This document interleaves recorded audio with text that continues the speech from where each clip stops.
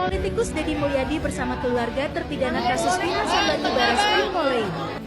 Mereka bantah lakukan perintangan penyidikan. Sudah siap belum? Katanya Supriyanto. Terus bawa siapa lagi? Ibu Yati dari ibunya Eko Ramadhani. Terus Madgana dari kakaknya Jaya. terus Ibu Umaina sama Bapak Kasana dari Hadi Saputra. Halo teman-teman, halo sahabat-sahabat TikTok, selamat malam. Kembali lagi bersama saya. Kali ini kita masih akan membahas di sekitar kasus Vina. Tetapi malam ini yang saya ingin bahas adalah salah satu YouTuber atau salah satu calon gubernur Jawa Barat, yaitu Bapak Kang Deddy Mulyadi. Makanya saya juga heran, kenapa kok Pak Deddy Mulyadi ini kan anggota DPR RI ini, mantan bupati, kalau nggak salah saya bupati apa tempatnya ini Purwakarta. Nah sekarang info-infonya mau maju calon gubernur Jawa Barat, apa nggak ada hubungannya ke sana?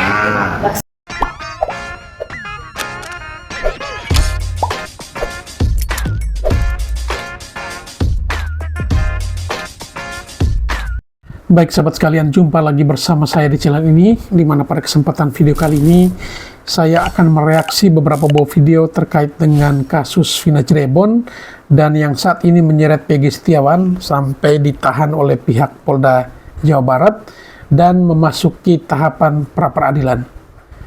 Seperti yang kita ketahui bahwa Kang Deddy Mulyadi selama ini berjuang dengan menggunakan dana sendiri untuk bisa bertemu dengan orang-orang yang secara tidak langsung terlibat dalam kasus pembunuhan tersebut, dan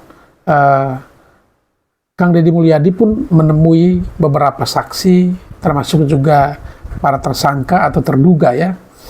Dan kemarin dalam sidang pra peradilan Peggy Setiawan, Kang Deddy Mulyadi pun mendampingi beberapa pihak termasuk dari pihak Peggy Setiawan, di mana Deddy Mulyadi bersama dengan orang tua dari Peggy Setiawan dan juga beberapa orang yang diduga mengetahui kejadian tersebut bersama-sama mengikuti sidang pra-peradilan.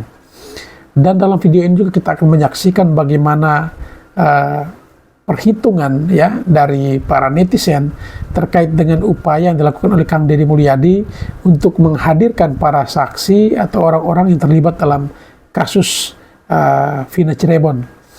Dan disinyalir ya sekali sidang Kang Deddy Mulyadi harus menghabiskan sekian belas atau sekian puluh juta untuk menghadirkan orang-orang dalam sidang tersebut. Dan dalam video ini juga kita akan mendengarkan bagaimana kesaksian dari para netizen atau orang-orang atau pihak-pihak terkait dengan tindakan yang dilakukan oleh Kang Deddy Mulyadi dalam upaya untuk mengusut kasus Vina Cirebon ini. Baik, untuk tidak memperpanjang kata, sebelum kita masuk ke videonya, seperti biasa kepada para sahabatku yang mungkin belum sempat memberikan dukungan untuk channel ini, mohon dukungannya dengan menekan tombol subscribe dan membunyikan tanda loncengnya. Baik, kita langsung saja ke videonya. Politikus Deddy Mulyadi bersama keluarga terpidana kasus Vina Sambat di Baris Krim Polri. Mereka bantah lakukan perintangan penyidikan. Sudah siap belum? Lagi. Katanya Supriyanto. terus bawa siapa lagi? Ibu Yati dari ibunya Eko Ramadhani. Terus Madgana dari kakaknya Jaya. Ibu Umaina Dari keluarga korban, bukan keluarga terpidana ini. ada Pramudia, Terus Pramudia dari Sawit, Teguh, dan Okta, Saifuddin. ada Pak RW, Ada Pak RW mantan dari 2016 sama Bapak Sudirman.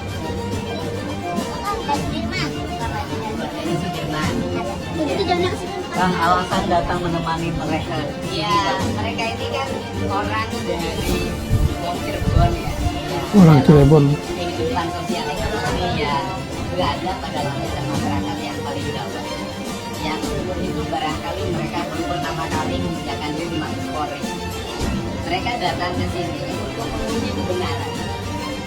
Pengujiannya adalah bahwa hari putusan pengadilan 2016 itu kan ada putusan yang menyatakan bahwa Ibu siapa? Ibu Aminah itu bersimpul di pangkuan Pak RT. Pak RT Pasien meminta agar Pak RT Pasien berbohong dengan mengisi uang, kemudian didampingi oleh pengacara. Setelah saya menemui mereka, sambil menangis mereka mengatakan mereka tidak ada peristiwa itu. Yang ada adalah mereka dan keluarga terpidana datang ke Pak RT Pasien untuk meminta agar Pak RT Pasien berkata jujur, berkata yang sebenarnya. Itu yang mereka sampaikan, dan tidak ada mereka duduk di pangkuan yang ada dalam bersimpul di bawah kakinya Pak RT Pasien, karena Pak RT Pasien sedang duduk di kursi. Dan keterangan itu dikuatkan oleh Pak mantan Ketua RW tahun 2016 yang hari kemarin datang menemui saya dan siap bersaksi di Mabes Polri. Halo teman-teman, halo sahabat-sahabat TikTok, selamat malam. Kembali lagi bersama saya. Kali ini kita masih akan membahas di sekitar kasus Vina. Tetapi malam ini yang saya ingin bahas adalah salah satu YouTuber atau salah satu calon gubernur Jawa Barat, yaitu Bapak Kang Deddy Mulyadi. Kenapa saya ingin membahas dia? Karena saya senang melihat dia dalam kasus Vina ini. Dia langsung terjun di lapangan. Dia menyusuri semua tempat-tempat yang terkait dengan kasus Vina. Dia menyusuri semua orang-orang yang terlibat. Mungkin kurang jujur, mungkin dia takut. Maka Kang Deddy Mulyadi dia langsung terjun di lapangan. Dia menanyakan hal-hal yang terkait dengan kasus Vina.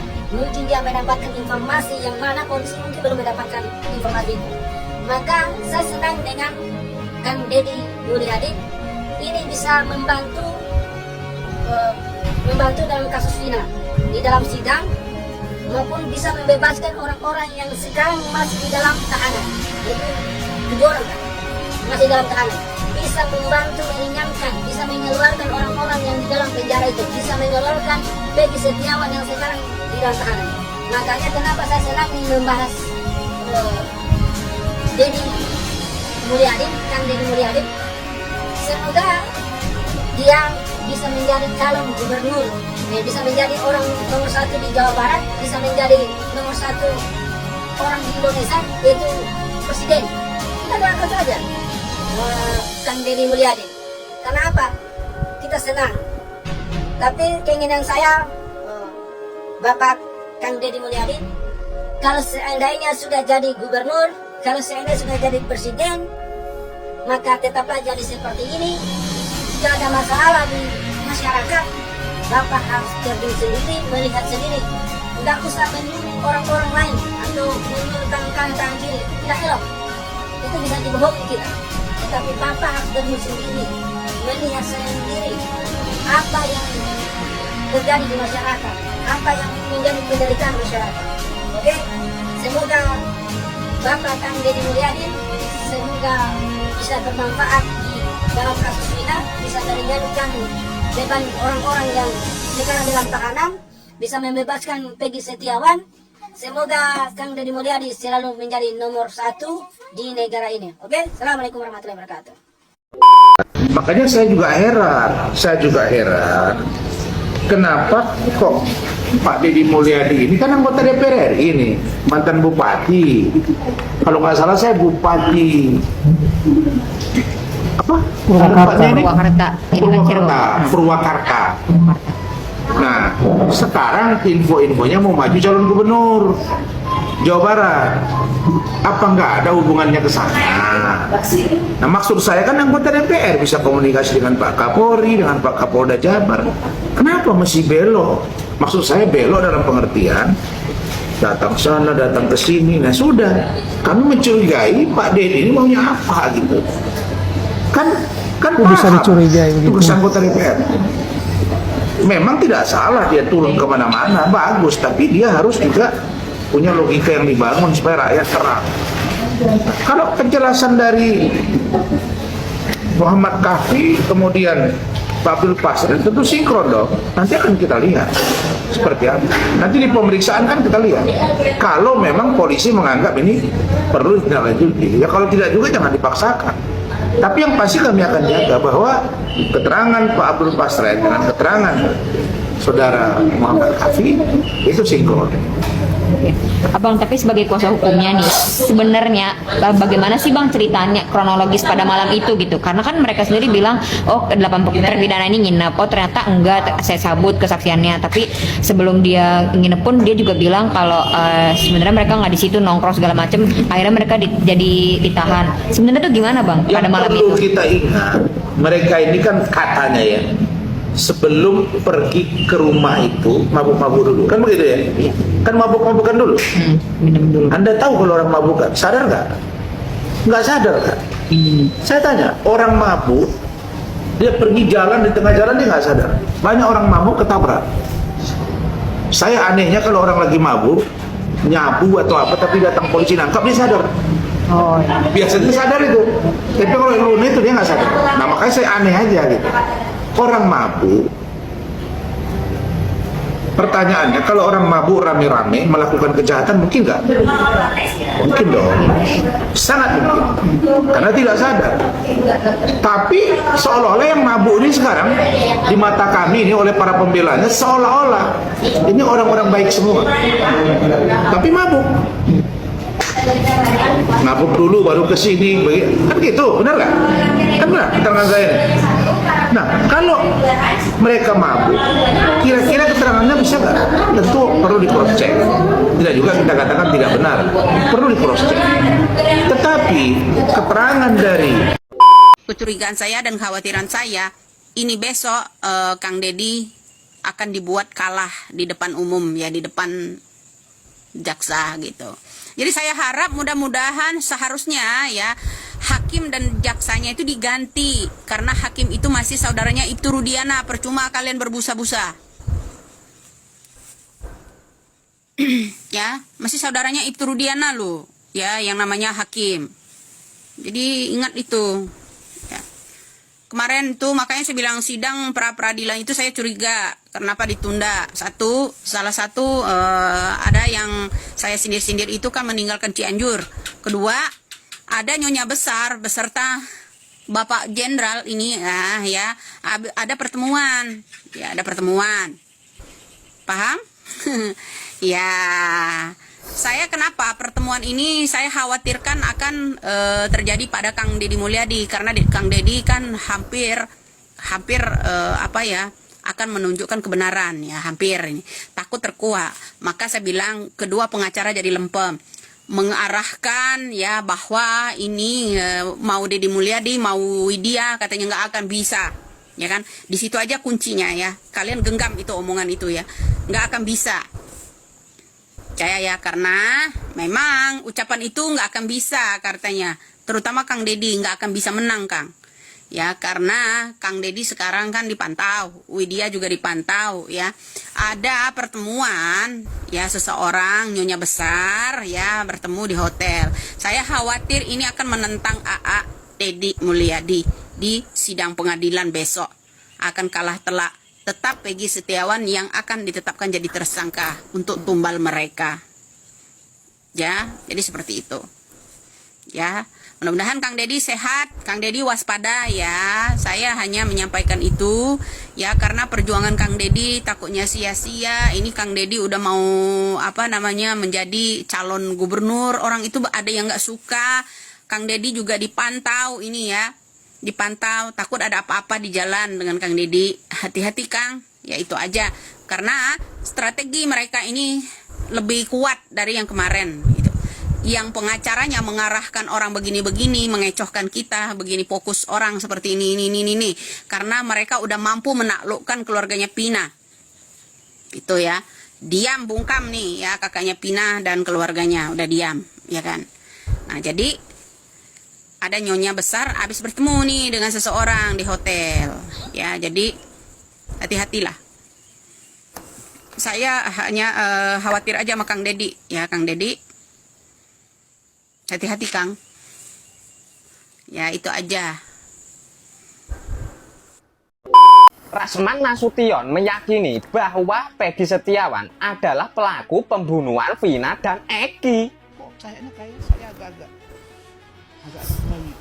mulai agak yakin saya makin kuat dalam tanda kutip bersama penyelesaian dugaan saya.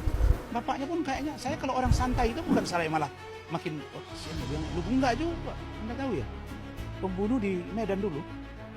Dukun itu berapa orang habis, dia santai banget, lugu banget mukanya. Jadi diam, polos itu nggak jadi indikator. Makanya saya minta buktinya. Dia melakukan perubahan identitas. Terus kalau kita kawin lagi rubah identitas, mana bisa? Itu jelas pidana. Dia pasti akan diperiksa. Nah, itulah tadi alasan si Rasman bahwa Peggy Setiawan adalah pelaku pembunuhan Vina dan Eki atas dasar perubahan identitas. Gimana menurut kalian? Tolong tulis di kolom komentar. Tapi ingat, pesan saya adalah cuma satu. Sebentar lagi Hari Raya Idul Adha. Jadi manfaatkanlah yang ada buat korban jabang bayi dan angel-angel. Kedua orang ini telah memberi kuasa dan kemarin tim kita DPP. Wow, ini jadi rame nih. Ini ketua RT-nya telah memberikan kuasa kepada Bang Rasman tim ya, termasuk mantan Brigjen, Brigade Jenderal Pol ya, polisi. Kepada tim pengacara Bang Rasman termasuk Prof Esra ya. Jadi beliau karena bawa namanya dibawa-bawa ya, memberikan keterangan saksi di mana mereka-mereka ini nggak ada di rumahnya. Ini bisa jadi rame teman-teman. Ada tim Tatal, kemudian tim pengacara Peggy, ya mereka-mereka ini dibela Bang Oto Hasibuan, kemudian ketua RT dibela oleh Bang Rasman dan tim pengacaranya. Jadi apa yang mau dilaporkan ketua RT? Saya mau lihat nih, ya kan, kalau ketua RT-nya sudah memberikan kuasa menurut pernyataan ini akan menjadi panggung, ya, panggung penegakan keadilan, panggung bagaimana rakyat Indonesia melihat dan menonton cara-cara bagaimana dunia keadilan negara Indonesia ini berlaku. Jadi kalau mereka-mereka ini kan kasihan. Kita lihat ini foto yang 2016 ini. Kalau saya mau berbagi bahwa ini akan menjadi rame nanti besoknya. Semoga Pak RT-nya keluar supaya polisi dalam memeriksa nomor handphone dia yang tahun itu. Kemudian periksa juga ketua RT-nya punya percakapan telepon ya. Karena ketua RT kan diangkat oleh lurah dan print ya, SK-nya keluar dari bupati kepala daerah. Dan kalau ketua RT-nya SK-nya di kepala daerah, apakah ada intervensi dan lain-lain, nanti kita lihat sejauh mana. Intinya teman-teman akan menjadi rame, intinya rame sekali besoknya. Salam Desa George. Ya, Anda tahu nggak keberadaan Abdul Pasren di mana? Karena sekarang banyak orang yang mencari Abdul Pasren. Dan kalaupun memang yang bersangkutan ada, maka kemudian sulit ditemui oleh orang-orang. Pak Abdul Pasren dia ada di tempatnya, yang kami nggak mau sebut tempatnya di mana. Bahkan Pak Siswandi, tim kami, ketua tim kami itu sudah melakukan pendampingan, terutama Muhammad Kafi ya. Tidak ada masalah, hanya saja kita tidak ingin mempublish. Makanya saya heran kok sampai ada spanduk, ada baleho, ada poster, nyari-nyari dia. Ini nyari mau ngapain gitu. Emang kalau datang 1000 orang, Pak Pasren Anda dicari gini-gini, terus apa yang mau dibuat? Dipaksa dia buat keterangan? Kan enggak juga Pak. Itu kan bagian dari kebebasan berpendapat. Kalau Bang Niko dengan teman-teman dari Pradi, saya yakin mereka pasti akan profesional, memahami konstruksi hukum yang sedang mereka lakukan. Begitu juga dengan kami. Kami pun timnya bukan tidak tangguh juga. Ada Brigjen loh, Pak Siswandi, ada Prof Elsa Sarif, ada saya, ada Pitra, ada tambah yang lain. Kita ini juga tim yang solid. Cuma kita ingin menunjukkan kepada publik bahwa berbeda pendapat tidak masalah. Yang penting klien masing-masing terjaga hak dan kewajiban-kewajiban dia. Sehingga tidak ada diskriminasi dan tidak ada yang namanya intimidasi. Baik, saya garis bawahi. Oke, jadi baik-baik saja, nggak ada apa-apa. Nah, Bang Nikolai, silakan tanggapan Anda. Ya, mantap ya. Saya baru dengar apa penjelasannya Adinda Rasman Nasution nih. ya masuk akal juga lah. Mantap. Nah, saya hanya mau jelaskan ke mana yang tadi Rahman bilang ya. Dalam pasal 162 ayat 1 KUHP dikatakan terlarang hukumnya untuk meminta keterangan saksi dengan cara disumpah. Apabila aparat penyidik melakukan pemeriksaan untuk minta keterangan saksi dengan cara disumpah terlebih dahulu, maka tidak menutup kemungkinan tindakan seperti itu digolongkan pelaksanaan kewenangan yang diberikan oleh undang-undang untuk melakukan pemeriksaan terhadap saksi dengan cara melawan hukum. Itu ya, ini pasal 162 ayat 1. Iya. Nah, mengenai yang tadi ada kekhawatiran dan sebagainya yang Rasman bilang tadi, itu adalah apabila ada alasan secara subjektif dan limitatif. Pertama, penyidik memiliki kekhawatiran yang didukung dengan bukti yang kuat bahwa setelah saksi memberikan keterangan dia akan meninggal dunia. Yang kedua, karena halangan yang sah tidak dapat hadir di sidang. Ketiga, ketika dipanggil karena jauh tempat kediamannya. Keempat, karena sebab lain yang berhubungan dengan kepentingan negara. Nah, kepentingannya apa? Sehingga mereka tidak hadir dalam persidangan dan mereka disumpah dalam pembuatan BAP. Seperti halnya juga Aep dan Dede. Itu tidak pernah hadir dalam persidangan.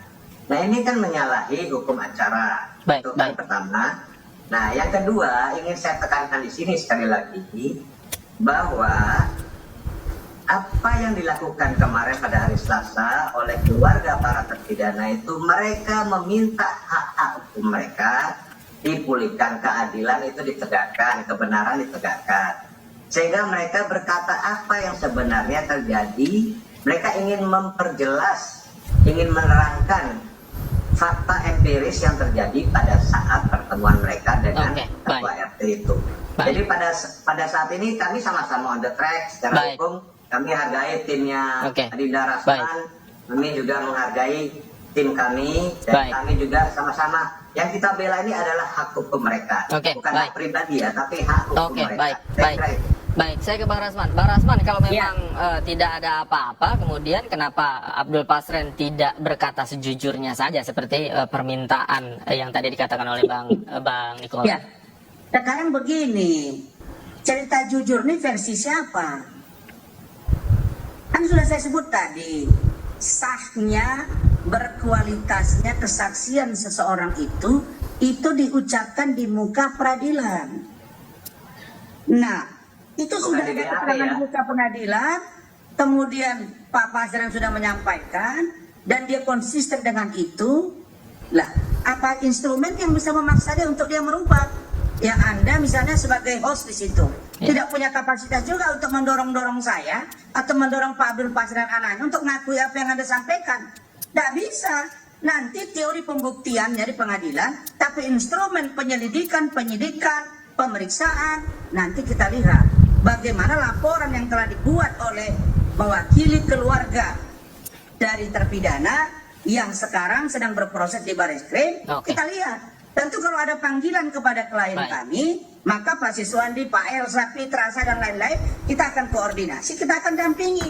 Nah, bagaimana nanti fakta-fakta di lapangan, monggo kita jalankan. Tapi yang pasti, goalnya adalah bagaimana almarhumah Vina dan Eki bisa terungkap siapa yang berbuat apa, dia yang harus menanggung resikonya. Itu saja kalau dari kami. Jadi kita ini tahu apa yang kita lakukan, kita paham apa konsekuensinya. Begitu. Oke, baik. Kita nantikan nanti akan seperti apa jalannya persidangan. Terima kasih Bang Rasman Arif Nasution sudah bergabung bersama kami. Bang Nikolai juga terima kasih sudah meluangkan waktu bersama kami di Newsroom. Selamat malam. Sehat selalu Bapak-bapak. Waalaikumsalam. Paling berani. Wah, saya hormat, saya apresiasi Ibu Widya itu ya. Hormat terus. Waduh, luar biasa. Menurut saya Ibu Widya ini bukan orang sembarangan. Ya, dia mempunyai informasi yang sangat bagus itu. Nah, seharusnya penyidik juga ya, mendengarkan informasi itu, lalu mencoba memeriksa Peggy Setiawan Cianjur, atau mencoba ya mencari informasi yang disampaikan Ibu Widya tadi ya dengan petunjuk-petunjuknya. Kalau memang mau diberikan masukan, kan gitu. Tetapi lagi-lagi kalau penyidik tidak mau diberikan masukan, tetap memaksakan udah Peggy Setiawan klien kami saja, ya susah juga. Tetapi jangan lupa Ibu Widya itu menyampaikan informasi itu, kami yakin bukan tanpa dasar. Kami yakin 100% bukan tanpa dasar. Berani loh. Ayo, siapa yang bisa memperkarakan Ibu Widya? Silakan, saya tonton kalau ada yang bisa memperkarakan. Artinya kan saat ini juga banyak pihak yang mendukung Ibu Widya sendiri gitu, terkait speak up gitu, gimana? Betul, makanya Ibu Widya itu didukung oleh netizen, ya, sama didukung oleh netizen seluruh Indonesia. Maka disebut Ibu Widya itu ratu netizen, karena berada di depan paling berani. Wah, saya hormat, saya apresiasi Ibu Widya itu ya. Hormat, terus Bu, terus. Suarakan kebenaran, ungkapkan kebenaran. Bila perlu kalau ibu mempunyai bukti sedikit-sedikit lah dimunculkan. Biar penyidik-penyidik itu tercengang gitu loh, bahwa memang Peggy Setiawan klien kami itu bukanlah pelakunya. Awalnya kan dituduh itu gitu. Ibu siapa namanya? Saya Anggun Lestari. Ibu siapa? Kakak dari Prima Raisona yang di DPO atas nama Andi. DPO atas nama Andi. Padahal dia itu bukan anaknya bupati atau pejabat-pejabat apapun. Dan yang lagi viralnya lagi, dia itu ngumpet di Malaysia, jalan-jalan ke luar negeri, padahal dia itu bukan lagi jalan-jalan. Saat kejadian Vina itu, dia itu lagi TKW di luar negeri, di Malaysia. Jadi nggak tahu menahu masalah Vina, kejadian Vina nggak tahu menahu kenapa sekarang jadi sangkut pautinnya sama adik saya. Jadi adik ibu memang benar ke Malaysia, tapi bukan jalan-jalan anaknya bupati. TKI. Tapi fotonya ada? Fotonya Bu boleh dikasih ya?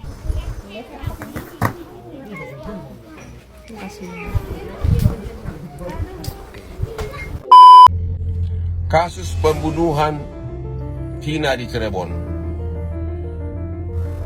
DPO yang tertangkap yang disebut namanya Peggy atau Perong, katanya bahkan pulang tahun lalu untuk berlebaran kepada keluarganya. Tidak jelas apakah tahun lalu atau tahun ini.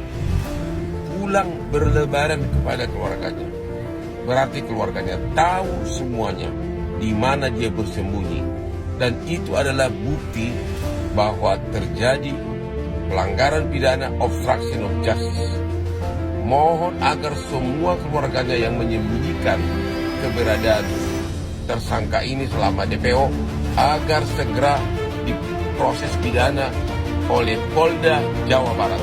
Salam Hotman 911 kuasa hukum dari keluarga Vina.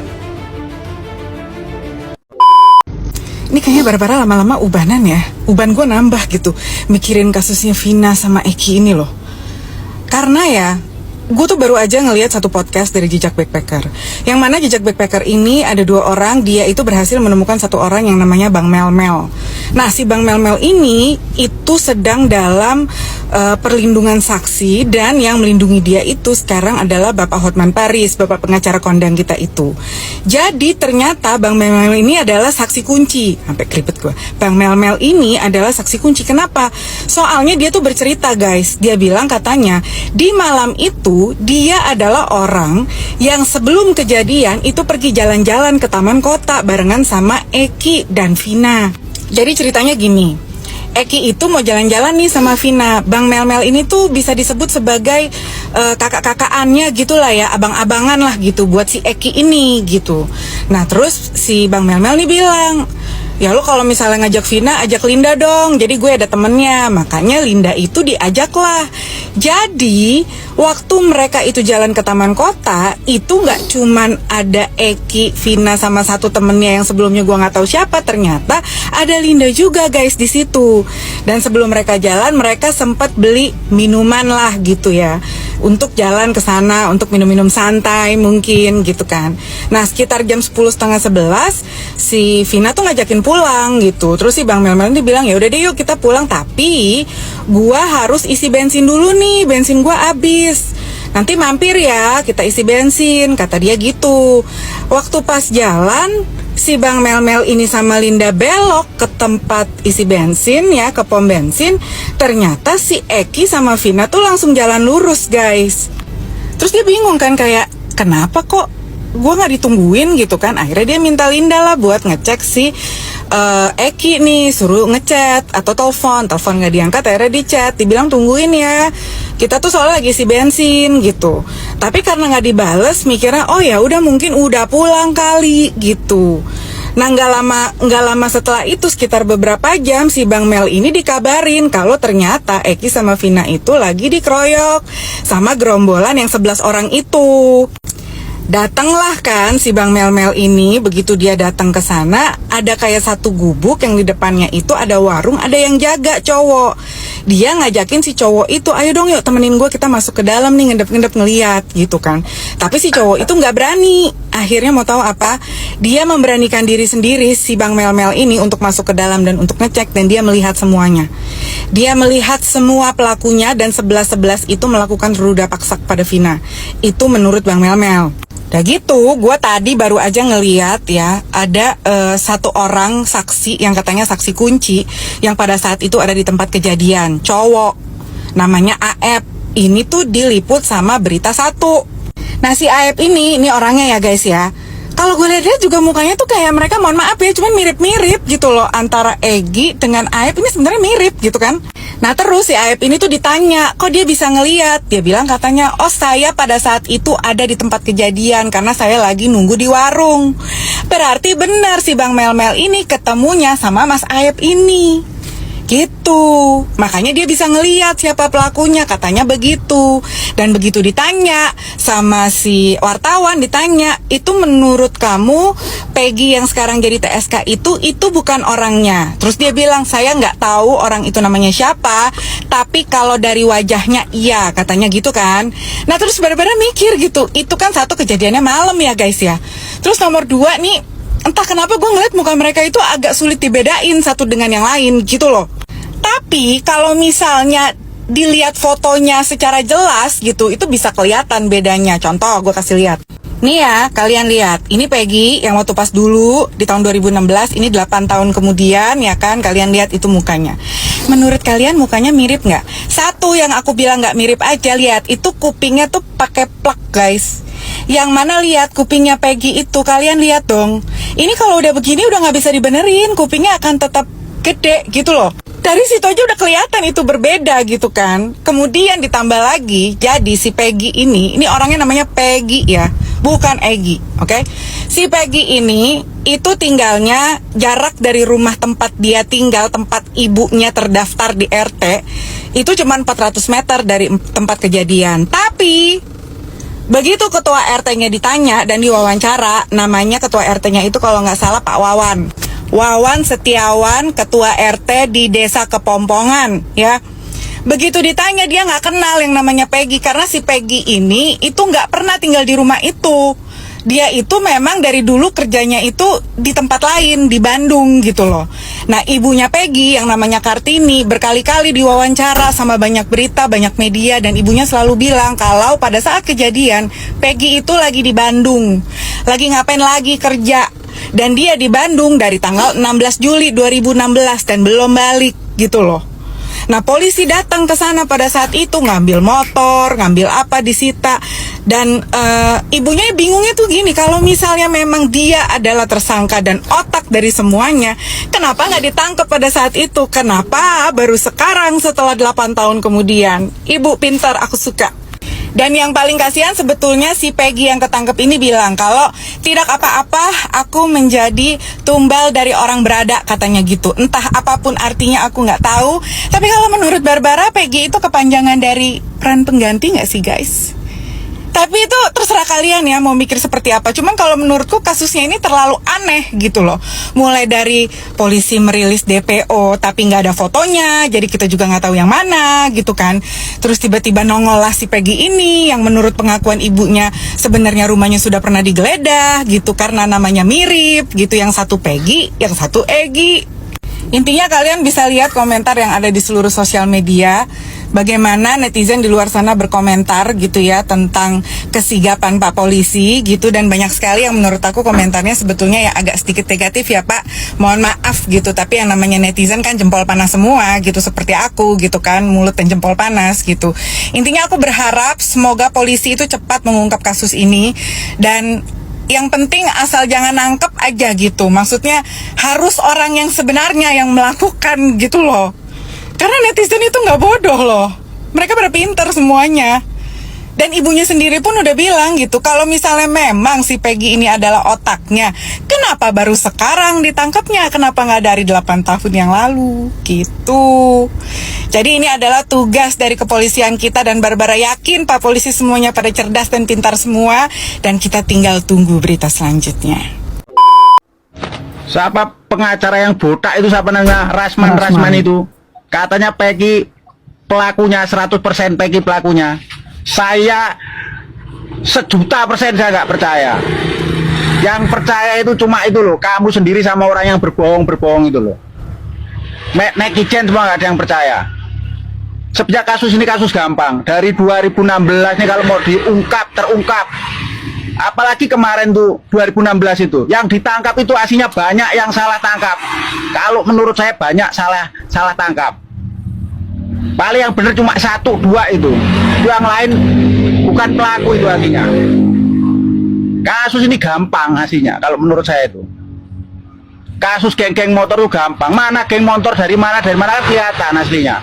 Gak salah tangkap itu kan kasihan yang salah tangkap itu. Kasus ini sebenarnya kalau Kapolri langsung turun selesai aslinya nih. Mohon maaf, bukannya netizen tidak respect terhadap korban Eki ataupun korban Vina, karena opini yang terbentuk di masyarakat justru pembelaan itu kepada tersangka bahkan terhadap terpidana, bukan terhadap korban. Kenapa bisa demikian? Karena memang fakta yang ditemukan oleh netizen jauh lebih akurat dan jauh lebih faktual daripada fakta yang ditemukan oleh pengacara korban. Sehingga ini membentuk satu opini bahwasanya ada keadilan yang diinjak-injak di sini, yaitu keadilan untuk rakyat-rakyat kecil.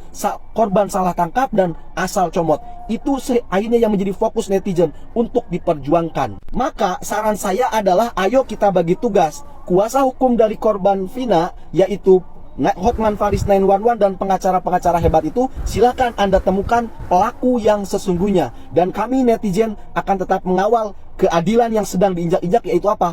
Korban salah tangkap dan asal comot. Ini mencurigakan, orangnya itu nggak ada ya yang akan percaya. Mau dia diundang Deddy Mulyadi kek, mau diiniin ya, dari raut wajahmu aja ini mata ini nggak bisa dibohongi bro. Kamu seakan-akan ya tertekan. Jangan bahagia dia dapat uang, bahagia di atas deritanya almarhumah Vina. Oh, saya ini orang lain loh mbak. Ya saya ini orang lain. Ya saya peka atas terjadinya ke kasus ini. Saya lebih peka daripada kamu. Saya lebih pingin ini terungkap daripada kamu. Kamu santai-santai aja malah diam seakan-akan tertekan kamu di situ. Makanya saya bilang kalau udah kenyang udah pergi begitu aja, tinggalin. Jadi ada dua dasar. Satu, postingan Facebooknya hilang. Postingan kedua, Peggy Setiawan menjelaskan kepada kami bahwa penyidik pernah meminta password. Atas dasar itu karena kami menganggap itu Facebook postingan ini maka hari Peggy berada di Bandung sementara dihilangkan, maka ini tidak fair kalau memang dihilangkan oleh penyidik. Kami menduga ya, kalau memang dilakukan oleh penyidik ini kan namanya mengutak-atik barang bukti yang harus dijaga seharusnya keutuhannya. Oleh karenanya ya, biar ada kejelasan, biar ada kepastian hukum, kami mencoba mengadukan permasalahan ini ke Propam. Biar ditindaklanjuti, biar diproses sesuai dengan ketentuan hukum yang berlaku. Kalau hasilnya kemudian kunci saja ya bagus lah. Kemudian tapi kalau hasilnya ya kemudian ternyata ada penyalahgunaan wewenang atau benar ada yang menghapus kan, ya berarti tadi menurut Pak Agus yang menerima laporan itu ya dugaannya penyalahgunaan wewenang kalau memang benar diutak-atik. Kami hanya menduga karena ada proses hukum, ada jalurnya. Kalau kami teriak-teriak saja maka tidak ada kepastian hukum. Makanya kami adukan ini biar ada kepastian hukum ya. Jadi ini belum tentu juga ya, misalnya penyidik ini kita makanya kami melaporkan biar ada kepastian hukum ya. Kami hanya menduga karena dasarnya tadi akun Facebooknya postingannya hilang, kemudian menurut Peggy Setiawan penyidik meminta password, maka wajar kami mencurigai gitu ya. Nah ini tanda terima laporannya. Udah apa? Assalamualaikum warahmatullahi wabarakatuh. Saya selaku kakak dan ayah kandung dari almarhumah Vina hari ini akan menghadiri pemeriksaan di Polda Jabar Bandung. Didampingi dengan tim Hotman 911, kami mempercayakan perkara ini sepenuhnya kepada Bapak Hotman Paris beserta tim Hotman 911 sebagai kuasa hukum keluarga almarhumah Vina yang sah. Saya pertegas bahwa kami tidak pernah tanda tangan surat apapun sejak kejadian yang menimpa adik saya di tahun 2016 hingga saat ini. Saya dan pihak keluarga tidak pernah menguasakan perkara ini kepada oknum pengacara yang mengaku-ngaku sepihak dalam konferensi persnya sebagai kuasa hukum keluarga saya sejak tahun 2016 itu adalah hoaks. Jadi saya pertegas sekali lagi, kalau ada pengacara yang mengaku-ngaku sebagai kuasa hukum keluarga kami, itu mereka hanya ingin pansos dan numpang tenar. Terima kasih. Yang harusnya tidak salah, tapi harus disalahkan. Ada pengiriman itu, ada bantuan ke Pak Jokowi Pak? Saya sudah kirim surat kepada Bapak Presiden juga. Saya ingin juga tanggapan Bapak Presiden. Jadi kita ini negara hukum ya, hukum itu harus ditegakkan. Yang tragisnya lagi, sehingga semua bisa diakomodir, di-cover. Tapi ini kan harusnya yang namanya penegakan hukum harus betul-betul hukum itu ditegakkan. Saya tidak masalah, tidak bersalah harus di SP3. Yang tidak bersalah harus dihentikan. Jangan yang tidak salah dipaksakan, harus dipenjara. Baik sobat sekalian, demikian saja beberapa buah video yang coba saya reaksi pada kesempatan kali ini, masih terkait dengan kasus Vina Cirebon, di mana kita menyaksikan upaya atau peran dari Kang Deddy Mulyadi yang membawa keluarga para narapidana atau terdakwa dan juga tersangka, ya, keluarganya dibawa ke Bareskrim oleh Kang Deddy Mulyadi. Upaya-upaya ini Kang Deddy Mulyadi jalankan dengan maksud agar keluarga bisa bertemu langsung dengan pihak dari Bareskrim. Dan juga kita menyaksikan bagaimana perdebatan panjang antara para pengacara yang saling memperjuangkan hak daripada kliennya masing-masing, baik itu dari pihak korban maupun para tersangka. Baik, demikian saja untuk perjumpaan kita kali ini. Sampai berjumpa kembali di video berikutnya.